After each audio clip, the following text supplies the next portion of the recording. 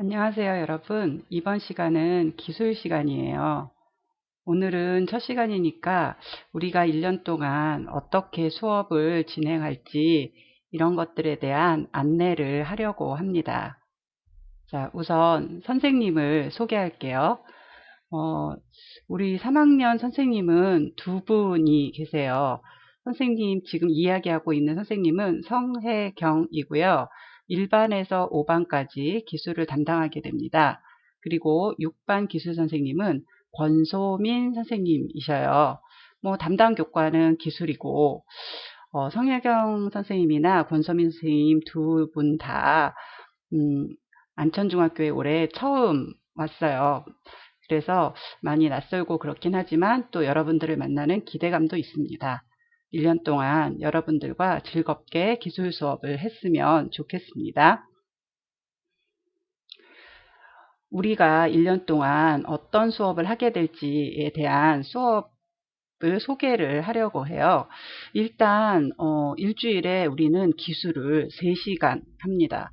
선생님도 일주일에 3시간 기술 수업 한 적이 없어서 조금 어떻게 진행될까 계획을 세우는데 조금 어려웠는데 어쨌든 좀 많이 만나는 편이죠. 거의 주요 과목 실수와 맞먹는 거니까요. 준비물이 있어요. 보통은 이제 필기구나 우리가 활동지를 가지고 수업을 하기 때문에 필기구나 활동지는 꼭 가지고 다녀야 되는데, 우리가 지금 온라인 수업을 하고 있으니까 노트가 필요할 것 같아요. 선생님이 자료를 올려주는데, 그거를 다운받아서 프린트를 해서 쓰거나, 컴퓨터에서 파일을 작성이 가능한 사람은 노트가 굳이 필요 없을 수도 있지만 그렇지 못한 친구들은 노트에다가 우리가 수업 시간, 온라인 수업 시간 중에 그 작성해야 되는 것들을 노트에 기록을 했다가 나중에 학교에서 만났을 때 제출을 하면 될 것 같아요. 그래서 우리가 학교에서 수업할 때는 필기구와 활동지만 준비를 하면, 물론 교과서도 있어야 되는 경우가 있지만 온라인 수업에서는 필요한 사람은 노트를 꼭 준비해 주기 바랍니다.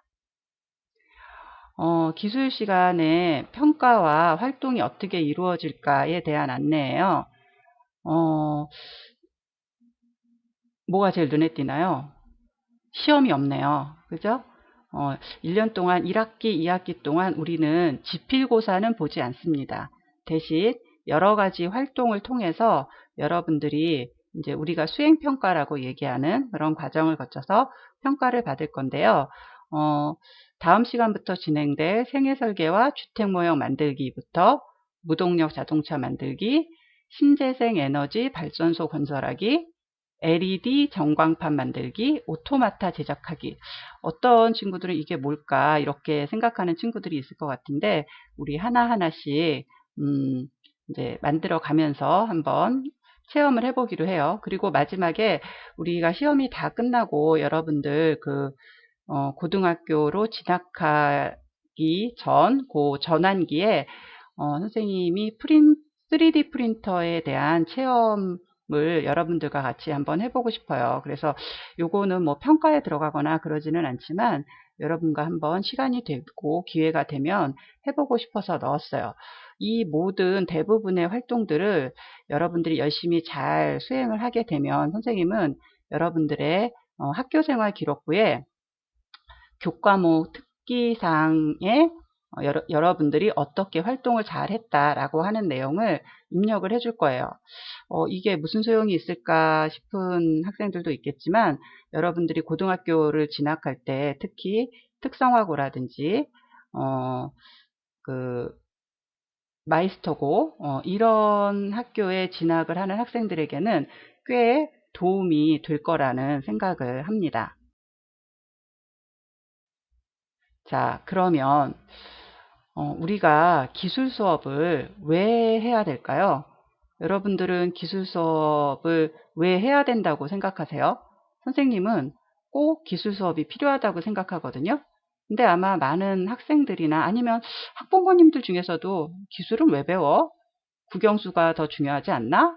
이런 생각을 하실 수도 있을 것 같아요. 그래서 선생님은 왜 기술 수업을 우리가 해야 되는지에 대해서 이야기를 좀 해보려고 합니다.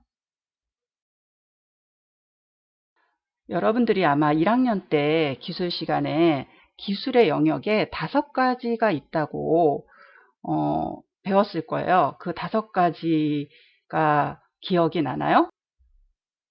힌트를 좀 줘볼까요? 이제 좀 기억이 날까요? 어떤 기술이 있을까요? 제조기술, 건설기술, 수송 에너지기술, 통신기술, 그리고 생명기술, 이렇게 해서 우리가 일상생활에서 이용하는 기술을 모두 5가지 영역으로 이렇게 구분을 했었죠. 이 5가지의 영역들이 우리가 이용하고 있는 여러 기술들에 녹아져 있는 거죠. 그리고 여러분들이 이제 대학에 많은 학생들이 진학을 하고 싶어 하고 대학에 관심이 많은데 이 5가지의 기술들이 뭐 여러 기술과 관련된 공부들을 여러 대학에서 공부를 하고 있어요. 그런데 우리나라의 뭐 대표적인 대학인 서울대를 볼까요? 서울대에는 공과대학이라는 단과대가 있어요. 이 여러 개의 단과대들이 모여서 서울대라는 큰 학교를 이루고 있는데 그 중에 한 대학이 공과대학이라는 단과대학인데요. 이 공과대학에는 이런 여러 과들이 있어요. 뭐 기계공학과, 전기, 재료, 에너지 자원, 건축, 뭐 이런 여러 과들이 있거든요. 근데 이런 과들을 들여다보면 조금 전에 우리가 얘기했던 5가지의 기술 영역과 아주 관련이 있다는 거죠. 예를 들어 이런 과들은 기계, 재료, 산업, 제조기술과 연관이 굉장히 크죠. 건축, 건설환경공학. 이거는 뭐와 연관이 있겠어요? 당연히 건설기술과 연관이 있겠죠? 이거는 뭘까요? 또 역시 에너지, 수송과 연관이 있겠죠? 그리고 컴퓨터, 전기 이런 것들은 통신기술과 또 연관이 있겠고요. 화학생물공학과, 생명기술과 연관이 있겠죠. 이렇게 5가지의 기술 영역들이 서로 유기적으로 연결되면서 이런 여러 관련 분야에서 공부를 할 수 있게 되어 있어요. 그런데 서울대에는요, 공과대학뿐만 아니라 이렇게 많은 과들이 있어요. 단과대학이 한 10개가 언뜻 봐도 넘어 보이죠? 그런데 이 중에서 공과대학은 그 10몇 개의 단과대 중에서 하나란 말이죠. 그런데 이 공과대학에 재학하고 있는 학생들이 전체 서울대 학생의 25%나 되고 있어요. 그만큼 이 공과대학에 다니는 학생들이 많다는 얘기고 이 분야가 굉장히 크다는 얘기죠. 공과대뿐만 아니라 뭐 자연과학대라든지 농업생명이라든지 의대라든지 이런 것도 기술과 굉장히 깊은 연관성을 가지고 있죠. 또한 나라에서는 공대나 의대의 정원을 더 늘리려는 이런 움직임들이 계속 있습니다. 우리나라 같은 경우 기술의 발전에 의해서 뭐 수출도 하고 또 이렇게 편리한 생활을 하고 있고 특히 요즘 코로나 사태나 이런 걸로 보게 되면 우리나라의 이런 기술적인 인프라가 얼마나 잘 갖춰져 있는가를 알 수 있는데 이런 인프라들을 바탕으로 우리가 여러 가지 대처들을 지금 잘 하고 있지 않아요?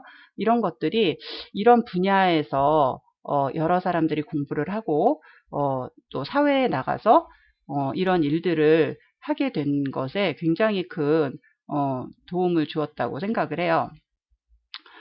문과대도 물론 중요하지만 요즘은 그렇게 공대와 관련된 그런 분야가 아주 중요하다고 생각되기 때문에 문과대 정원을 줄여서라도 공대를 더 늘리는 이런 추세들을 계속 지금까지 또한 현재 우리나라의 교육과정의 흐름은 학생 등의 창의력을 중시하고 상상력을 일깨우고, 제일 중요한 문제 해결 능력. 내한테 문제가 주어졌을 때 이것을 어떻게 해결하느냐. 그러려면 이런 여러 가지 뭐 수학이나 과학이나 예술이나 공학이나 이런 것, 기술이나 이런 것들이 한 가지만 가지고 문제가 해결되는 것이 아니라 창의력과 상상력을 발휘해서 여러 가지 분야를 융합해서 이 문제를 해결할 수 있는 그런 능력을 키우는, 이런데, 그런 학생을 키우는데 목표를 두고 있죠. 또한 대학 입시 제도를 보게 되면 여러분들도 잘 알다시피 정시보다는 수시 모집이 훨씬 더 퍼센트가 높아지고 있어요. 뭐 올해 같은 경우는 뭐 조금 어떤 외부적인 영향에 의해서 수시를 좀 줄인다고 그러긴 하지만 퍼센트가 그렇게 압도적으로 줄지는 않아요. 그래서 수시가 굉장히 그 대학 입시에서 높은 비중을 차지하는데, 그러면 수시가 높은 비중을 차지한다는 건 어떤 의미냐? 시험을 쳐서 한 번에 나는 결과를 중요하게 생각하는 게 아니라 이 학생이 어떤 과정을 거쳐서 학습을 해 왔느냐라는 것이 중요하다라는 거죠. 그래서 특히 이제 학교에서는 이런 수행평가 비중 같은 것들을 확대하고, 되도록이면 지필고사는 줄이고, 그다음에 지필고사 중에서도 뭐 서술형이나 그런 논리적인 것들을 물어보는 그런 문제들을 많이 출제하는 이런 경향이 있죠. 아까도 우리 그 평가 계획에서도 봤지만 기술 같은 경우는 아예 지필고사를 없애고 수행평가만으로 여러분들이 얼마나 기술 시간에 그런 문제 해결 활동이나 이런 것들을 창의력과 상상력을 발휘해서 잘 해결했느냐를 가지고 수행평가를 하게 되지요. 자, 그럼 학생들이 어떻게 학교 생활을 해왔는가, 어떻게 살아왔는가, 이 과정을 확인할 수 있는 방법은 무엇일까요? 바로 자소서죠. 대학이든 아니면 고등학교든 학생들의 자소서를 통해서 이 학생이 어떤 환경 속에서 어떤 과정을 거쳐서 살아오고 학습해 왔는가, 이런 것들을 평가를 하게 되는 거죠. 그래서 자기네 학교에 맞는 좀 적합한 인재를 찾아내는 거죠. 그러면 자기소개서를 잘 쓰는 방법은 무엇일까요? 자, 1, 2번은 내가 결정할 수 있나요? 그건 좀 어렵겠죠? 어, 나 스스로 자기소개서를 잘 쓰는 확실한 방법은 나만의 스토리를 만들어가는 거죠. 내가 어떤 활동을 했고, 어떤 어려움을 이용했고, 어떻게 창의력과 상상력을 발휘해서 나에게 주어진 문제를 해결했는가. 이런 것들에 대한 스토리를 학교 활동이나 이런 것들을 통해서 쌓아 나가는 거죠.